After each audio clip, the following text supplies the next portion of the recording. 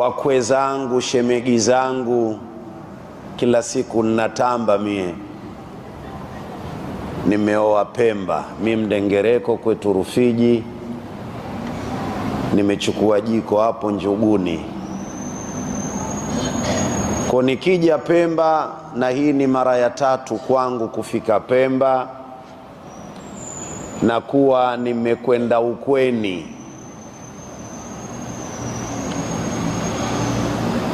Jambo la kwanza, tumshukuru Mwenyezi Mungu aliyetuwafikisha kuipata sala ya magharibi. Lakini pili, akatuteua sisi Allah subhanahu wa ta'ala katika muda huu mchache baada ya sala tuketi ndani ya msikiti kwa ajili ya kusikiliza mafundisho ya dini yetu adhim. Allah atujalie kila la kheri, na atutunzie kikao chetu hiki, kiweke kivuli mpaka siku ya Kiyama, tukafaidike nacho kikazi hiki, na iwe sababu ya kusamehe katika nchi hii, bali katika kisiwa hiki cha Pemba. Kuna watu nini wanafanya ambayo Allah hayampendezi. Wewe akakubakiza ukakaa hapa msikitini katika muda huu, sikilize dini yasema nini. Wa rabbuka yakhluqu ma yasha'u wa yakhtar. Uni mpango wa Mungu, nguzo ya 6 katika nguzo za imani. Uridhie na ukubali mpango wa Mungu. Mola wako karimu anaumba atakacho katika namna atakayo, lakini pia anakiteua atakacho katika hali aitakayo. Muda kama huu wewe akakuteua katika muhadhara huu, katika darsa hii, ukae mbele, na kama si teuzi za Allah ungekaa kule. Tazama, imamu katuswalisha, lakini ikakaa safu ya pili. Yeye alikuwa wa kwanza kabla ya safu yoyote, lakini mpango wa Mungu kwenye darsa hii Allah akateua wewe kaa kule, kama alivyoteua wazee hawa waegemee huku. Lakini na wewe Allah akakuteua kwamba yule awe ndio babako, yule awe mamako, na wale wawe ndio watoto wako. Wa rabbuka yakhluqu ma yasha'u wa yakhtar. Nini maudhui ya darsa yetu hii ya muda huu fupi?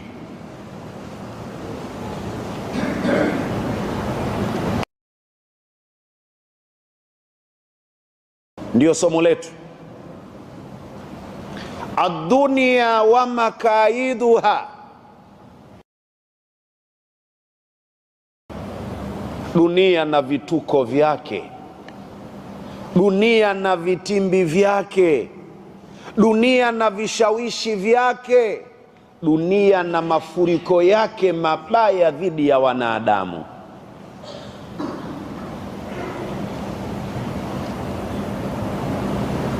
Angalia, asili ya dunia ni nyumba ya kuchuma, ya kulima mazao bora ya kwenda kutufaa kule akhera.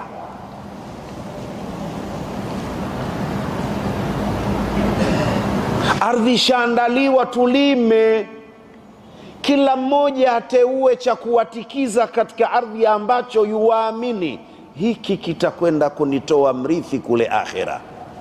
Nini wafanya kwa ajili ya akhera yako? Muda wote Allah ametaka tulitambue hilo katika maisha yetu ya dunia. Ajabu, Allah alivyotuumbia dunia katika sura hiyo pia akatutahadharisha, wamal hayatu dunya illa mata'ul ghurur. Life ya dunia si lolote, si chochote kwenu viumbe wangu. Allah anatuambia isipokuwa life ya dunia ni starehe, ni burudani inayovuruga akili na fikra ya wanadamu, starehe zenye kutudanganya. Ufika wakati unajenga nyumba, unaweka kila kitu kana kwamba haufikirii kuna jambo la kufa mbele. Ufika wakati ukaandaa mikakati ya maisha mbalimbali, ukatafuta wanawake wazuri wazuri, ukasema mimi nitaoa mmoja, yule anasema nataka wawili, yule anasema mimi nataka watatu, yule anasema mimi nataka wanne, kwa ajili tu ya burudani ya dunia. Lakini unasahau dunia hii ndiyo shamba umekabidhiwa, lima mazao ya kwenda kukufaa kule akhera. Walima nini? Yule yeye kaamua kulima michongoma, yule yeye kaamua kulima mahindi, yule kaamua kulima karafuu. Kila mmoja ameamua kulima anachotaka kukilima. Idha ji'na min kulli ummatin bi shahidin bika ala haulai shahida. Mara moja Bwana Mtume Muhammad sallallahu alayhi wasallam ameketi na masahaba, anamwambia mmoja katika wanafunzi wake Abdullah ibn Mas'ud Athaqafi, kijana sogea mbele, hebu nisomee kidogo Qur'an. Sahaba anamwambia Bwana Mtume sallallahu alayhi wasallam, aqra'u alayka wa ilayka unzila, mimi tena nikusomee wewe ya Rasulullah, hali ya kuwa Qur'ani yenyewe yote imeteremshwa kwako, wewe utusomee sisi. Mtume anamwambia yule bwana na waliokuwepo wanasikia, inni uhibbu an asma'ahu min ghairi, raha yangu napenda Qur'ani niisikie inasomwa kwa mwingine, mimi nasikiliza. Abdullah ibn Mas'ud anamsomea Bwana Mtume sallallahu alayhi wasallam surata an-Nisa, anasoma, Mtume anasikia raha. Ghafla Abdullah ibn Mas'ud akiendelea na sura hii, anafika kunako aya hii, fakaifa idha ji'na min kulli ummatin bishahidin waji'na bika ala haulai shahida. Wanamuona Rasulullah kabadilika sura, anatetemeka, ana husni, machozi anamwagika. Mwisho wanamsikia anamwambia Abdullah ibn Mas'ud, hasbuk, bas weka kituo, inatosha hapo, siendelee. Qur'ani inamwambia Bwana Mtume, zingatia, fikiria namna gani itakavyokuwa kila umma wa nabii tutakapouleta, na mbele wao akiwa mtume wao ambao ndio shahidi wao. Lakini siku hiyo ikafika, wewe Muhammad ukawa sasa ndiyo shahidi wa umma huu wote. Mtume sallallahu alaihi wasallam anaifikiria siku hiyo, yauma yaqumu nasu li rabbil alamin, anamwaga machozi. Nini unalima? Ad-dunya wa makaiduha, ndio maudhui yetu katika jioni ya leo. Dunia na vituko vyake. Dunia kwanza ina tabia ya kumfundisha mwanadamu mazuri na mabaya kupitia alhawasul khamsa, zile 5 organs, zanakuza hisia 5, kizuri ama kibaya. Kwanza dunia inamfundisha mwanadamu vitu vizuri vitano, vitu vizuri na vitu vibaya kupitia hizo zana za hisia 5. Kwanza, macho. Waweza kukijua kile si kizuri ama kile ni kizuri kwa macho yako. Lakini pili, masikio yako, utakijua kile ni kizuri, kile ni kitu kibaya kwa masikio yako. Lakini tatu, pua yako, ukinusa waweza ukakijua kibaya ama kizuri kwa kupitia pua. Lakini cha 4, ulimi wako, ladha waweza kaonja ukajua hiki ni kizuri, hiki ni kibaya. Lakini cha 5 na cha mwisho katika vitu vinavyomfundisha mwanadamu kizuri na kibaya ni mguso, kule kugusa. Kwa mwanadamu huyajua mazuri, mwanadamu akayajua mabaya. Baada ya dunia kukufundisha, kukutanabahisha, huku ukiongozwa mwanadamu wewe kwenye vitu vitano hivyo, na madini mama ya maisha walionyimwa viumbe wote kapewa mwanadamu peke yake, akili. Mwanadamu akajua vitu, lakini kiongozi wa vitu vyote ni akili. Baada ya kuyajua hayo, dunia inakusukuma, inakwambia achana na mazuri, shika yasiyofaa.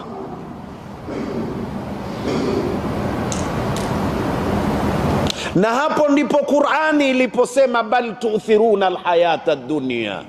Tatizo lenu mmeloea, mmepagawa, mmevurugwa na raha za maisha ya dunia, mmevurugwa, hamuelewi kiasi kwamba mnasahau akhira. Wal akhiratu khairun wa abqa, hali ya kuwa kumbe maisha yajayo ndiyo matamu zaidi na ndiyo maisha endelevu.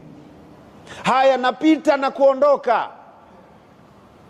Dunia na vituko vyake ikatujulisha mazuri, ikatujulisha mabaya, alafu ikatuhimiza si tukimbilie kunako mabaya tu. Mungu atuongoze na atulinde na hali hiyo, atusukumie katika yale mazuri mazuri. Mara moja akiwa katika mimbar yake Bwana Mtume sallallahu alaihi wasallam siku ya Ijumaa, anawaambia masahaba maneno yafuatayo, wapate kuijua dunia na vituko vyake, na wawe makini more than enough. Ule umakini wa kutembea katika tiles inayoteleza iliyoroa, basi umakini ule ni mdogo kuliko ni umakini unaotakiwa kwa mwanadamu katika maisha yake ya dunia. Mara moja utajikuta umekwama, umeteleza. Anawaambia ad-dunya hulwatun khadira. Hii dunia hii, anawaambia masahaba wamejazana msikitini kwake, hii dunia mabwana ni tamu sana, hulwa. Yani hata ukamuona mtu mzee kama wazee wangu hawa waliokaa hapa, ukiwauliza wanatamani warudi nyuma, namna dunia ilivyokuwa tamu. Ukamuona mtu kama imamu wetu katuswalisha vizuri, Qur'ani tamu, kwa akili akaona sema yule bwana anatamani haraka aondoke akajizolee raha za peponi. Lakini muulize peke yake yule, utakwambia hayupo anayetamani kufa, anatamani aendelee kuwepo. Kwa nini? Ad-dunya hulwa. Baba, uko tayari kufa hata sasa hivi? Kuwa mkweli, usiongope. Sasa hivi ufe, unasemaje? Hataki mzee huyu na mamvi matupu yale pale. Kwa nini? Sio yeye, sio yeye. Mwalimu wa umma Bwana Mtume sallallahu alaihi wasallam aliliona hilo, kwamba dunia nini? Tamu. Anatamani wakati wote akae na mama yetu, watoto wake na wajukuu zake wanafurahi. Basi imekuja muhogo kwa samaki Pemba hii, chaza kidogo, ndizi ile ya tembo, si mkono wa tembo. Anatamani raha. Swali swala 5 na sunna 1500. Uwezi kusema sasa hivi naomba nife. Kwa nini? Mtume anasema dunia hulwatun. Dunia ni nini? Tamu. Na sio tamu tu, tazama lugha za Rasulillah, khadira, still mpya. Khadira yani ni very green. Hata mazao shamba ukiona kijani kimewiva, maana yake bado yapo katika mwanzo wake. Kwa hiyo dunia ni tamu, alafu bado mpya. Muulize mzee huyu mwaka 70 dunia ilikuwaje? Pemba hii aliyoko mwaka 70 ilikuwaje? Alafu asogee miaka 10, baba, mwaka 80 ilikuwaje? Baba sogea kidogo, 90 ilikuwaje? 10 ongeza 2000 ilikuwaje? 2010 leo hii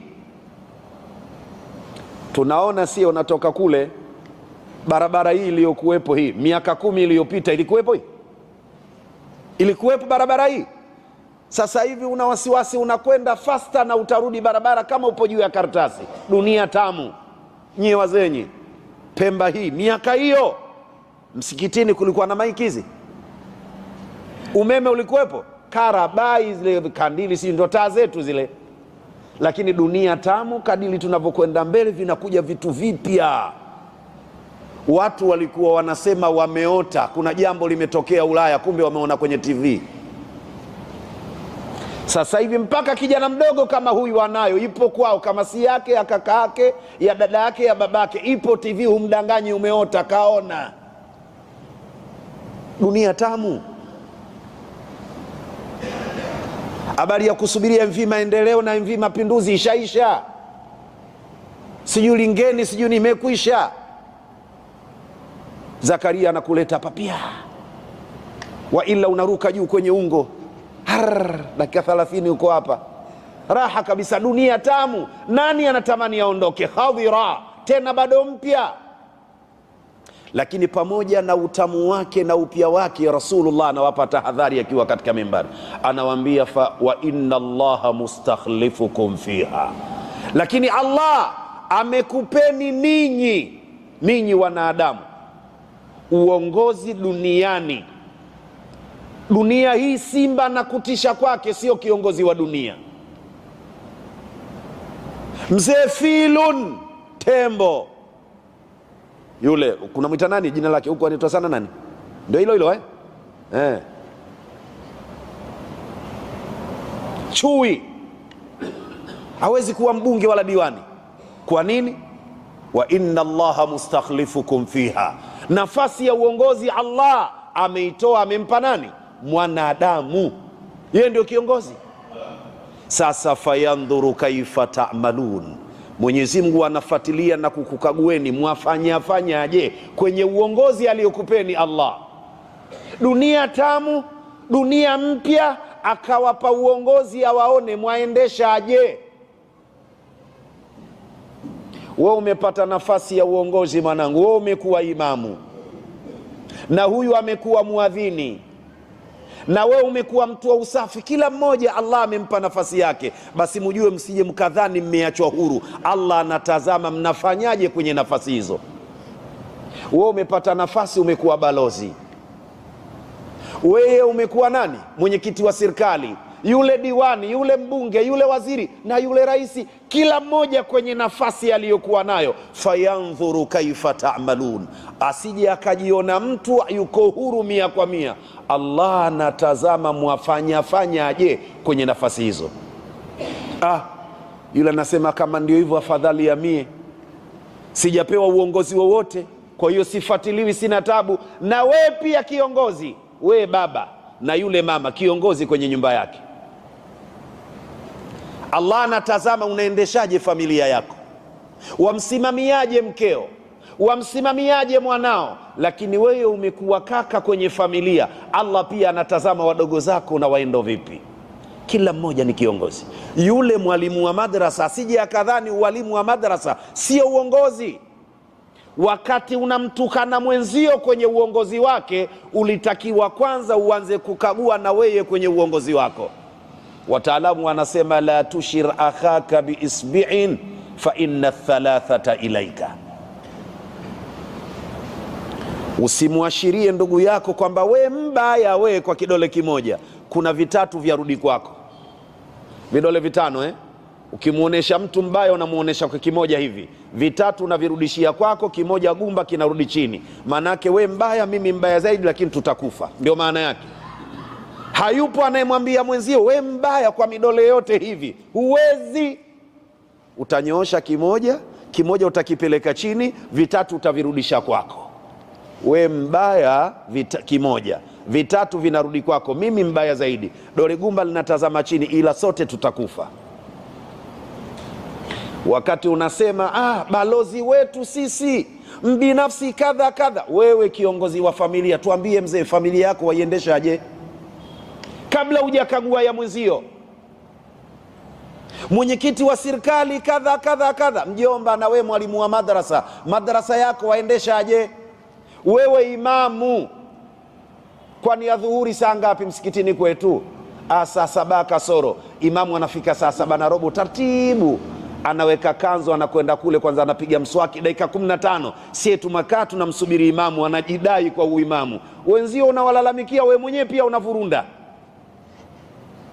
Kiongozi wewe, tumekupa dhamana ya adhana, usimlalamikie kiongozi fulani. Mzee, una take time sawa sawa. Wewe ndio muadhini wetu, unazingatia nyakati. Wa inna Allaha mustakhlifukum fiha fayandhuru kaifa ta'malun. Kila mmoja anatakiwa ajue hilo. Allah ametupa nafasi sisi, ametukabidhi sisi kuwa ndio viongozi wa dunia. Tusione tumeachwa bure bure. Fayandhuru kaifa ta'malun. Allah anatazama ni namna gani mufanyavyo, mwaendeshaje uongozi wenu. Haya brother, mwanao anavaaje mwanamume? Mwanao binti anavaaje? Wewe ndio kiongozi, rais wa nyumba hiyo, anavaa vipi? Mwanao anakwenda madarasa?